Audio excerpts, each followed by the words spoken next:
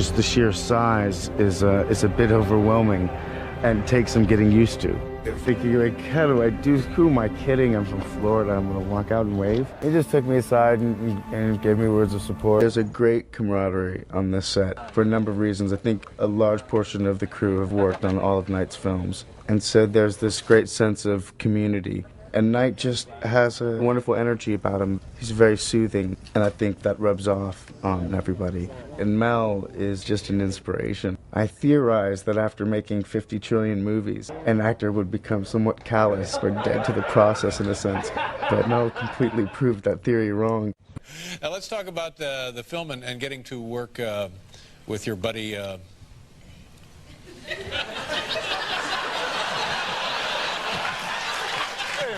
How do you all know what's going on and I don't? Mel Gibson? Mel Gibson. Okay, Mel, that dude, he's the coolest guy. He's so much fun to have on a set and real dedicated to his work. And it's really cool. He has his friend who's a chiropractor that will like realign your meridians during lunch and stuff. Really? Yeah. I have no idea what that means. You just drop him off and he has them ready for you after lunch?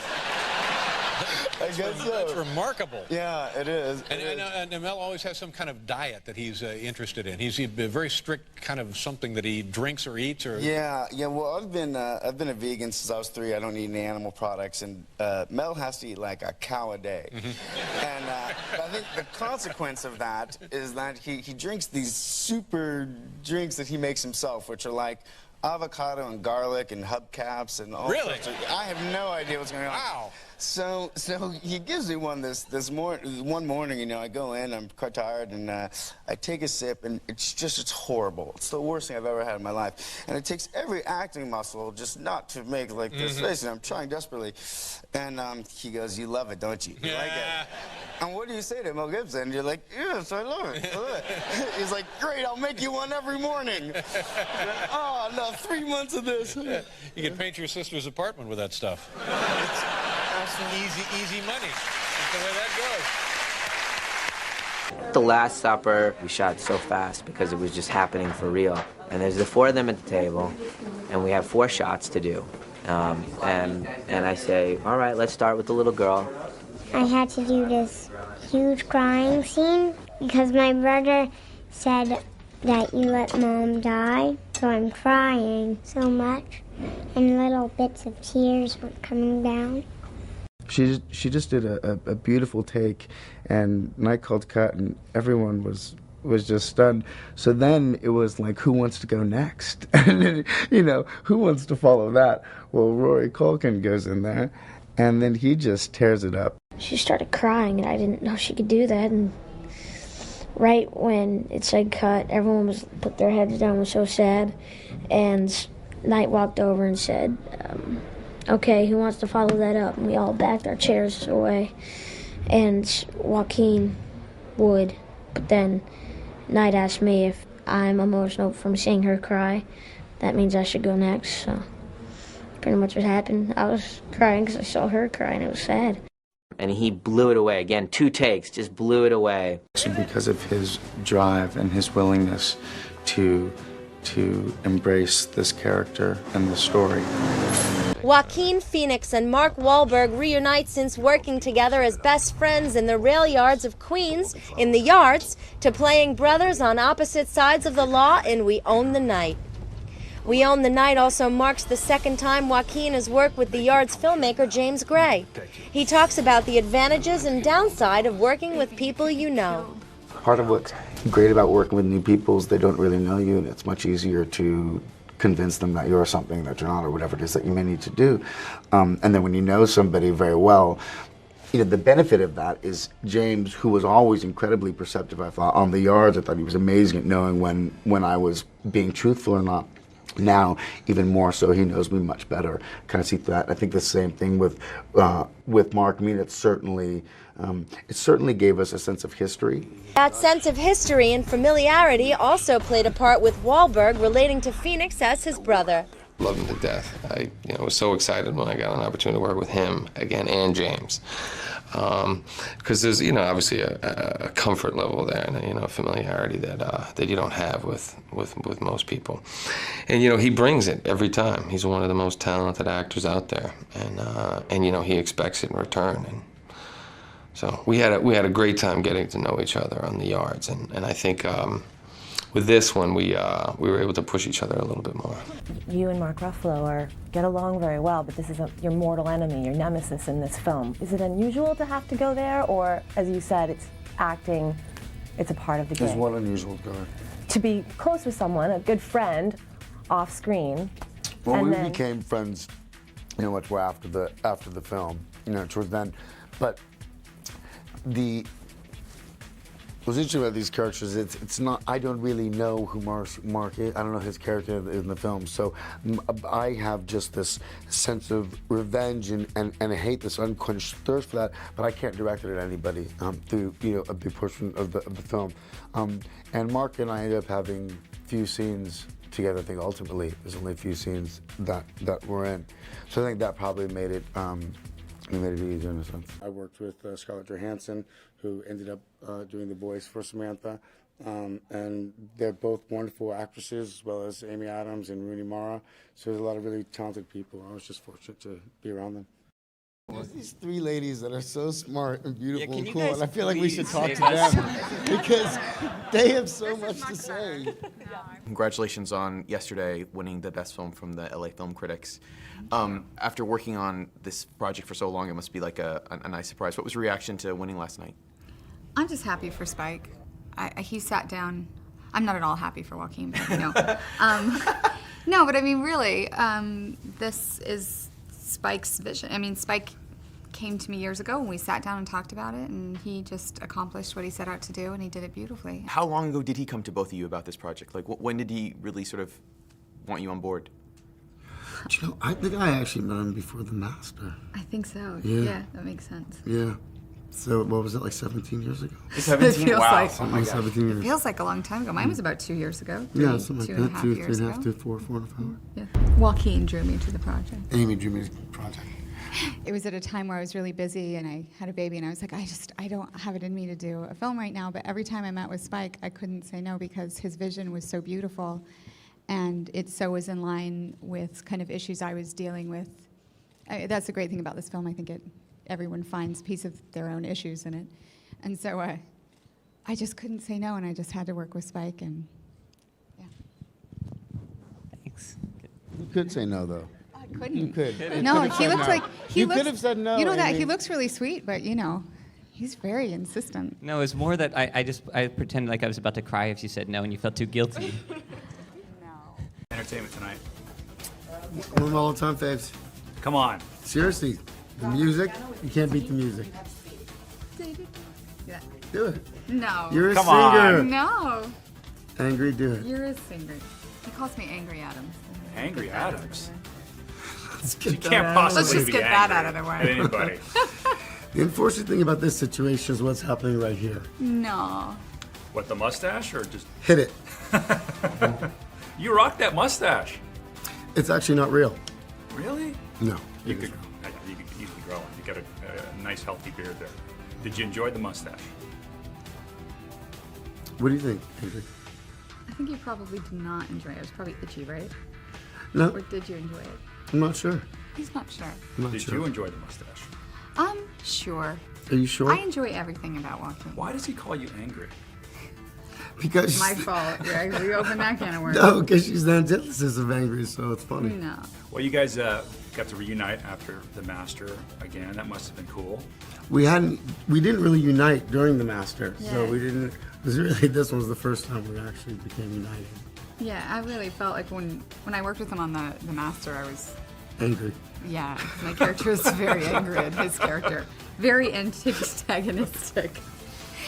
So you're just an angry actress, or When buried required. within your craft. When required, yes. Tell me about your first meeting, the first time you guys met. On the set of The Master, Yeah. Joaquin, I came up to him and I was like, "Hi, Joaquin," and so I wanted to please him, and I think he said something to the effect of, "You give rap gifts, don't you?" That's what I remember him saying, and I was like, "I do give rap gifts." So, but I've loved Joaquin for years. Actually, the first time we met, I tested for Ladder 49. screen tested with him.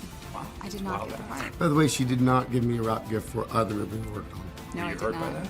Huh? Were you hurt by Not that? at all. I give out gifts to hair and makeup, and I did her hair and makeup, and she didn't give me gifts. And what about after this movie? Same deal? No gifts. No rap She said, gifts? let's try not to work with each other ever again. And that was a gift to him. That was my gift. You don't have to put up with me anymore. Well, we'll hold you to that. Except I'm dying to get him in a romantic comedy. I'm just any day now. Yeah. And I keep sending him to. Yeah. What do you think about that? What are the I'm prospects? really excited about the prospect. Are you being serious with me? No. And thought about the idea of what would happen if you really had a real relationship and use that as a way to write a relationship movie and a love story. Interesting setting, and actually I met. It's a friendship. Yeah. We have in common that we're both at a crossroads, an emotional crossroads, and sort of looking to do things differently, I would say. Yeah. Kind of. And it is cool. You were talking about this before about that seeing a friendship, an unbelievable friendship between a guy and a girl, and how rare that is in films. And It is, yeah. No innuendo, no overtures, no. Just love. I loved the relationships that Spike developed in the movie, and how each of them were so specific, and that it was a story that was so much bigger than a love story. It was just a story about the human experience. I always felt like when you guys were having a conversation, I always felt like I shouldn't be around. Well, we didn't want you around us at all. So that's actually why. Good. I'm glad that my social senses were tuned in correctly. Scarlett Johansson, was she physically ever around or on set? Not on set. We were shooting. We did a lot of her voice recording in a studio, just an audio recording studio. Was it difficult to develop the chemistry, the on-air chemistry with someone who's not there? No, I really think that she had the most difficult job, and then she's so good. I don't think that it was that difficult. Maybe it was difficult for her, but she certainly didn't make it look so. Everything always feels foreign when you go into a film and you're trying out these ideas. It always seems foreign and ridiculous. Every part of making a movie seems strange when you start out, and then you just grow accustomed to it. It becomes your world, and you just adapt to it, and it becomes part of the norm. And it's only once you finish that you look back, you realize how insane your job is, right? Yeah, oh yeah. And it's amazing the things that you just grow accustomed to and are fine with. Well, actually, listen, we Scarlett and I were in the same room together. She was in a soundproof box with a window, but I could still see her. I'm sorry, do you have something to ask? I feel like you're not Rooney. satisfied. You're not satisfied with that answer, Rooney? Rooney keeps grading our ansers. It's She's so like, hard. that was It's an like okay working answer, with her. and no, that wasn't It's so okay. intimidating. It's very hard to work with you. How was that answer? A through I F? thought it was great. 4 or 5. 4 or 5 is a decent answer. But I'm sorry because I was with Scarlett actually physically, so maybe that wasn't clear in the previous answer, but I was seeing her.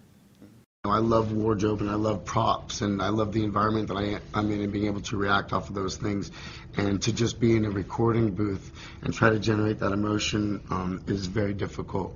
So I always thought she had the harder job. Mm-hmm. But you want the most beautiful person on the screen, so. You learn through the brilliant dialogue that he writes where these characters are, and so it's what's beautiful about these two characters is that I feel like they're constantly seeking, and it's through that seeking that they communicate sort of their need for connection. Do you think technology is changing the way people connect these days? Of course. Mm-hmm. Oh, elaborate? Oh, I don't think I can. I'm sorry. Going into award season, how does it feel to have such a positive critical reception to the film and the story? Well, Danielle, thank you so much for your question. It's so nice to see you. It's really good opportunity to talk to a real Canadian, and I appreciate it. It's obviously very, very exciting. And it's really, I think we're excited for Spike. It's something that he wrote and produced and directed and put such a great deal of effort into. We were there, so we saw how hard he worked, and he really did. And he's a a tireless director is somebody who's so tenacious and is going to go until he gets what he needs. And so it's really nice to see that other people other than ourselves feel that he pulled it off in such a glorious fashion. Absolutely. I feel the same. I really think this is a real triumph for Spike. And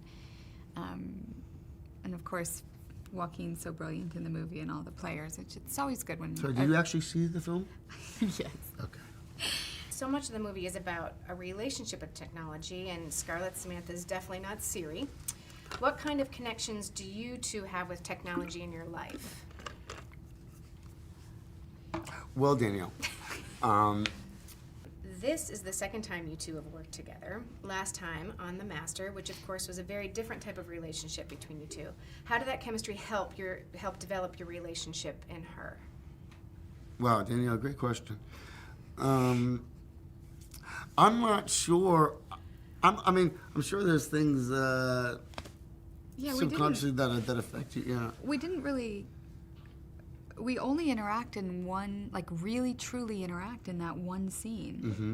And the rest of the time I'm very distant from him. So there wasn't a sort of working intimacy that was created. And he was such my character and his character were not playing for the same team, you know. We were like, so there wasn't this sort of like shorthand intimacy. It helped me not be intimidated. I tend to be easily intimidated. So, you know, I felt comfortable with him. But it was nice because sometimes still. I feel like it's baggage that you're trying to overcome when you know people too well. Sometimes I think it's more difficult. And it was nice because I think we were comfortable enough to where we weren't that intimidated by each other, but we could just develop this relationship that was Amy and Theodore, right? And that was really fun and felt developing that in that little room in those offices.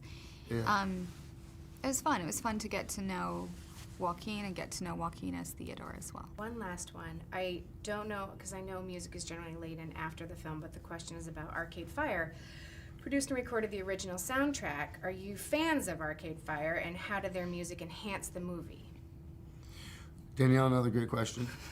I am a fan of Arcade Fire. I saw them in Big Sur years ago, and it was one of the most amazing shows I'd ever seen. And I actually recently saw the movie and found myself commenting about the music. It's really sparse in parts. It's really put together like beautifully. It doesn't knock you over the head, and I just thought it was just absolutely perfect. But you know, Spike will also play music on set. Did he ever do that for you in some of the He things? played songs. Yeah, so he'll play songs on set, and I think some of the early pieces that they had, he kind of played through, so I think we had a sense of kind of where it was going. But will you please further elaborate? I did not know Please, Arcade Fire. Danielle, but you by have the way, it's Danielle. Hi, Danielle. I did not know of Arcade Fire. I'm not hip. There's nothing about me that's hip. So, this is true. But I thought it was, like you said, it was just beautifully.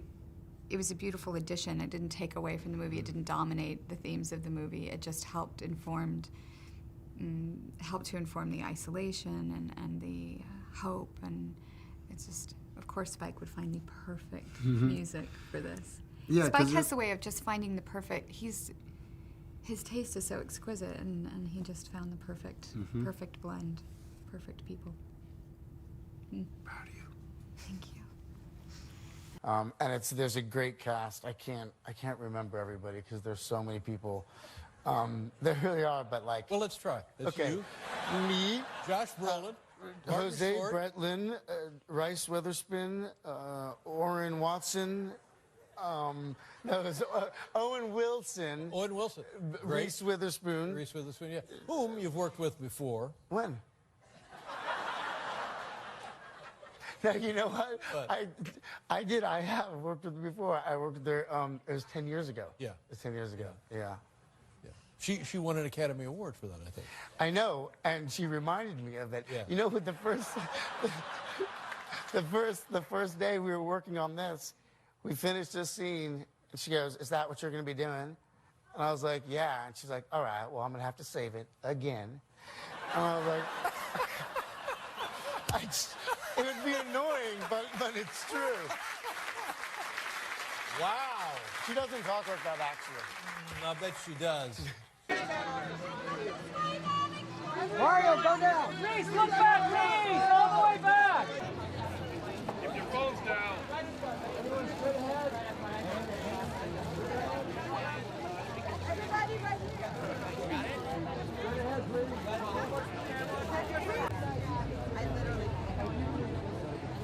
It was so great to do this movie with Joaquin, and we had like 3 days of just hanging out and laughing the whole time, to the point that Paul Thomas Anderson was like, you guys, we have to shoot a movie. I always say it's a movie to be experienced, but it's very funny, and it's got this great cast, Reese Witherspoon, Josh Brolin, Owen Wilson, yeah. Benicio del Toro, Catherine Waterston, who I think you just saw in that clip, who's wonderful. So it's a great movie. And it's a great movie, and as you say, it's very funny, even though She's such a brilliant actor, and so committed to the character, and nothing like the character as well.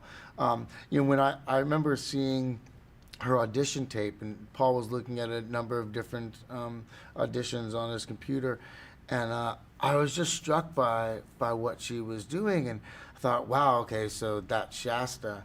And then I met her, and she's nothing like the character. And then I was like, wow, this is a really great actor.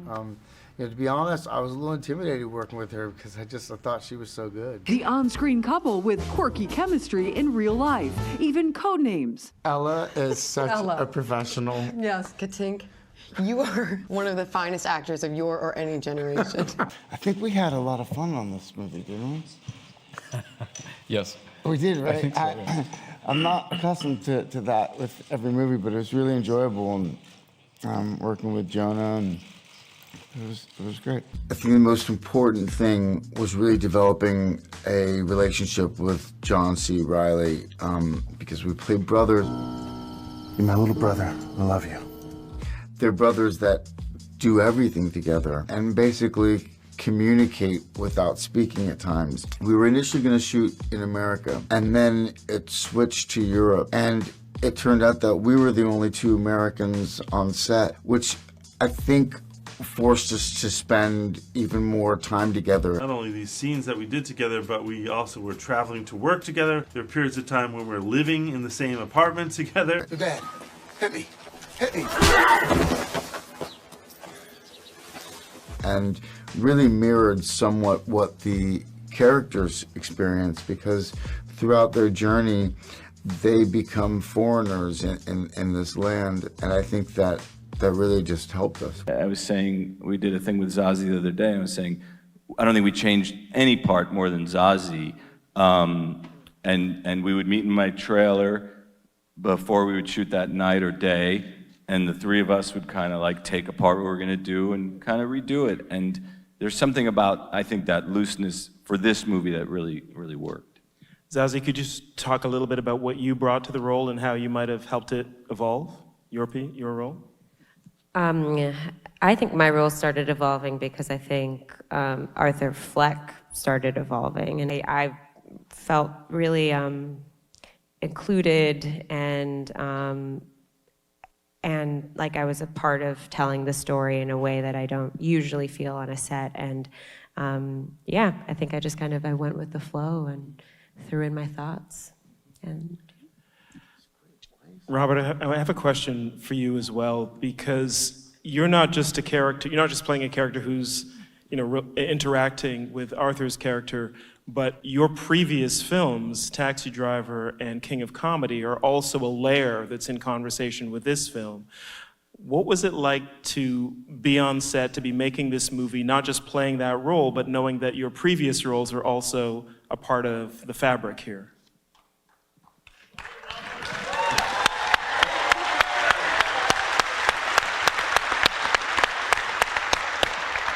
Well, Todd, I was told about the script. That Todd told me. Well, I was given the script, and then I met Todd, and we talked about it. And I mean, I understood all the connections and so on. And I said, "Oh, okay." And that was it. That was it. That's it. I mean, was it ever just strange on set to know that? I mean, obviously we had no long, deep, no grand philosophical discussions about it. Though I like Todd a lot. We had a good meeting and so on. But let's just talk about the experience of doing it. What was it like working with De Niro? You know, I don't know what De Niro is like. You know, I worked with Murray Franklin. It's Murray Franklin, yeah. You know, the talk show host. Yeah, the talk show host movie. Yeah. You know, I'm. It depends on the scene and the movie. There are times where it feels important to interact with the other actors and you talk in between takes but it didn't seem right for this. I think we both were so focused on what we were doing, and really the big scene that we had that's towards the end was like a 9-page scene. There's so many different moving parts, a lot of cameras, and so it just required a lot of dialogue. So it required a lot of focus, and we didn't really sit around chatting, you know. I was probably afraid that I would turn into a fan, you know. I mean, he's my all-time favorite actor. So I couldn't allow myself to think of him as De Niro. So we didn't talk that much. Bob right here, Mr. De Niro there. We got it, thank you.